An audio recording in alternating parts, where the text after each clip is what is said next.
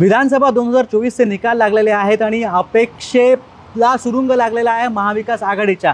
पण कुठचे असे मुद्दे होते महाविकास आघाडीचे जे त्यांना भोवलेले आहेत, त्या मुद्द्यांवरती आता मला एक नजर टाकायची आहे। कारण आता जवळपास भाजप आणि युती जी महायुती जी आहे ती साधारणपणे 200 जागांच्या वरती ती जाताना पाहायला मिळते आणि महाविकास आघाडी जी आहे ते 50 जागांच्या आसपास जाताना पाहायला मिळते। असं आत्ताचं चित्र आहे। हे कल असले तरी सुद्धा हे बदलणारे कल नाही आहेत, यात थोडाफार फरक होईल। तर आज कुठच्या मुद्द्यांनी महाविकास आघाडीला बॅकफुटला आणलं हे आपल्याला बघायचं आहे। सगळ्यात पहिला मुद्दा, नोमानींच्या रूपात मुस्लिम मतं मवियाने आपल्याकडे खेचण्याचा प्रयत्न केला होता। मतदारांना तो मुद्दा भावलेला नव्हता। नोमानींनी सांगून सुद्धा की आपण महाविकास आघाडीला आम्ही सपोर्ट करतोय इतकं सांगून सुद्धा मुस्लिमांची जी मतं होती ती नोमानींच्या म्हणण्यानुसार ती गेली नाहीत आणि मतदारांनी उमेदवार पाहून मतं दिली असं म्हणायला लागेल। दुसरा एक मुद्दा होता मनोज जरांगेंचा। आपण खूप व्हिडिओ केले त्याच्यावरती। मनोज जरांगेंचा मराठवाड्यात कितपत प्रभाव राहील हे सुद्धा म्हणजे पाहणं महत्त्वाचं होतं।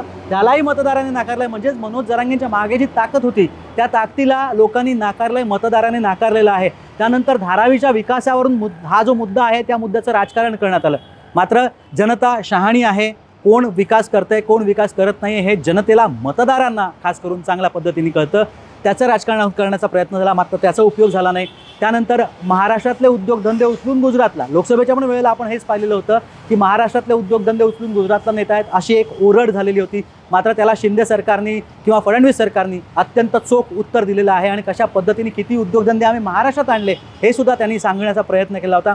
मवियाने जो जाहीरनामा प्रसिद्ध केला, अशक्त जाहीरनामा त्याला असं मी रूप देईन, कारण जो जाहीरनामा महायुतीनं प्रकाशित केला होता त्याची एक कार्बन कॉपी आपण म्हणू शकतो आणि त्याच्यामुळे अत्यंत अशक्त असा जाहीरनामा तो होता। सगळ्यात मोठी गोष्ट, मुख्यमंत्रीपदाचा वाद। नाना पटोले काँग्रेसमधनं म्हणत होते मुख्यमंत्री आमचा असणार आहे, उद्धव ठाकरे तर मागेच पडले होते, मीच मुख्यमंत्री होणार, माझं नाव डिक्लेअर करा। आणि जयंत पाटील जर का शरद पवारांकडून जिंकून आले असते तर जयंत पाटील मुख्यमंत्री बनले असते। त्याच्यामुळे तोही मुद्दा जो आहे तो जनतेने निकाली काढला।